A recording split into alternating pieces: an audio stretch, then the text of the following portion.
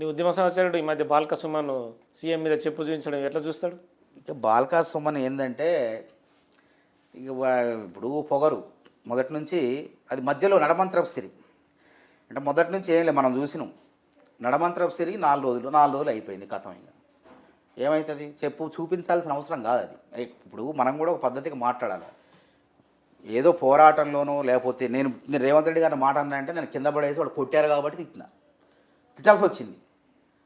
నా జీవితం నాశనం కాబట్టి తిట్టాల్సి వచ్చింది.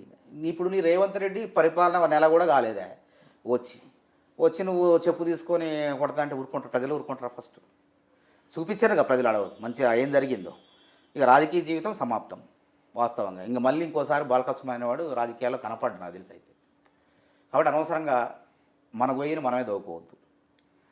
రాజకీయాల్లో సరే మనం ఈరోజు ఏదో ఉన్నాయి ముఖ్యమంత్రిగా అనాల వాళ్ళు అనిపించారు అన్నవంటే రేపొద్దున నీ దగ్గరికి ఆ చెప్పు నీకే తగులుతుంది. ఊరుకోరు, కార్యకర్తలు ఊరుకోరు కదా. కాబట్టి ఒళ్ళు దగ్గర పెట్టుకొని మాట్లాడితే మంచిది. బాలకృష్ణ ఫోన్ ట్యాపింగ్లో బీఆర్ఎస్ పార్టీ అంతర్గతంగా చాలా జరిగింది. మా నాది కూడా అయినాయి. మేము ఓయూ నుంచి లేకపోతే మా ఇంటి దగ్గర నుంచి బయలుదేరేలోపు నన్ను మధ్యలోనే మాట్లాడి అని పోలీసు వాళ్ళు చెప్తుండ్రి. నేను ఆశ్చర్యపోయినా. నాది కూడా ఉంటుంది. రేవంత్ రెడ్డి దగ్గర అనుచరుడు అని చెప్పేసి మేమేమన్నా మాట్లాడుకుంటామని మేము వాట్సాప్ కాల్ మాట్లాడినా భయమేనా, ఏ ఫోన్ మాట్లాడినా భయమేనా. మా మిస్సెస్తో నేను చెప్తాను కదా, నా భార్యతో నేను ఏదైనా మాట్లాడాలన్నా కానీ వాట్సాప్ కాల్ మాట్లాడినా మమ్మ ఇది కూడా రికార్డ్ అయితే నేనే వస్తాను ఇంటికి వస్తాను అని చెప్పి ఇంటికి పోయి ఏదైనా మాట్లాడేది. అట్లా నేను పోరాటం చేసిన పలానా సెక్రటరీకి వస్తున్నామంటే నువ్వు పలానా వస్తున్నావట ఎక్కడనో చెప్పని ముందే ఇంటికి వచ్చి అవుతారు కదలిపోయేది. ఎన్ని సంఘటనలు. మా ఇంటి దగ్గర మార్వాడి కొట్టు ఉంది, హేమంత్ అని ఉంటాడు. ఆయన దగ్గరికి వచ్చి ఉన్నాడా లేడా మానవతరాయ్ ఆయన పొద్దున్నే వచ్చి అడిగేది. అట్లా ఆ ఏరియా మొత్తం మానవతరాయ్ ఉగ్రవాది లెక్క, మానవతరాయ్ దేశద్రోహి లెక్క, లేదంటే దొంగ లెక్క ఆ ప్రజలంతా అనుకునేవాళ్ళు. పాపం ఇది వాళ్ళకి తెలియదు కదా. కాలనీ వాళ్ళకి మల్కాజ్గిరిలో నేను ఉండే ఏరియాలో చిన్న మామూలు ఏరియా మిర్జాలు కూడా మామూలు చిన్న అపార్ట్మెంట్లో ఉంటా. అలా చుట్టుముసరిగా సామాన్య ఫ్యామిలీ భయభ్రాంతులు అమ్మ ఇదేంది మనం ఏం చేసిండు నేను ఏమైనా ఉగ్రవాదం ఆ విధంగా భావం తీసుకు అట్లా ఎన్నో బాధలు పడ్డాం. ఎన్నో బాధలు నేను పడిన బాధలు. ఇంకోడైతే అసలు జీవితం పిచ్చోడన్న కావాలి, పిచ్చోడు కావాలి. కొంతమంది పైత్యం కొద్దీ నా రాజకీయ ఎగుదలని అడ్డుకునే ప్రయత్నం చేశారు. వీడేదో అవుతుడు ఏమవుతావు అంటే చెప్పండి. నా లక్ష్యం అది. నేను సివిల్స్ ప్రిపేర్ కాలేదు, గ్రూప్ 2 చదువుకుందాం అనుకున్నా. నా లక్ష్యం అది కాదు, ఇదే రాజకీయమే. కనీసం ఎమ్మెల్యేనే అవుతా పక్కా అవుతా అనే ఆత్మ. నా ఫ్రెండ్స్ అంతా గ్రూప్ 1 అయ్యారు, ఐఏఎస్లు అయ్యారు, మనకు ఐపీఎస్లు అయ్యారు.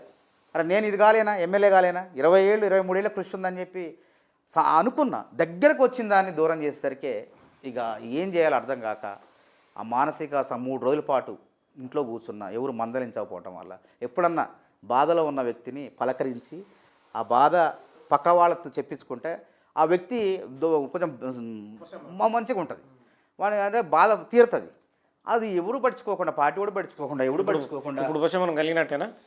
ఇక ఉపశమనం కలిగింది. సొంత పార్టీలోకి వచ్చినప్పుడు అదే అన్న ఇంత కార్లో వచ్చేటప్పుడు ఈ గులాబీ కండవా నాకు సూట్ కాలేదని చాలామంది చెప్తున్నారు. డిబేట్లో 3 రంగుల జెండా, 3 రంగులు ఈ కండవే నీకు అందం వస్తుంది మానవతరాయ్ అని చాలామంది చెప్పారు. ఇది వేసుకున్న తర్వాత అప్పటిదాకా వేసుకోలేక 3 నెలల నుంచి డిబేట్లకు కూడా రాలే. బీఆర్ఎస్ తరఫున కూడా పోలే నేను. ఎందుకంటే జనాలంతా నన్ను విమర్శిస్తున్నారు. నువ్వు నీ పార్టీలో పో, నీది కాదు, నువ్వు కొట్లాడింది అక్కడ, నువ్వు కొట్లాడిన దగ్గరికి ఎట్లా వాళ్ళ మీద కొట్లాడికెట్లా పోయి నువ్వు, నీది ఇది, నీకు ఇక్కడ రావాలా, నీ కష్టం ఎక్కడ ఉంది, పో అని నన్ను జనమంతా కూడా తట్టుకొని నెట్టారు. ఇక అంత లోపలికి నెట్టిన తర్వాత పార్టీ కూడా పిలిపించింది.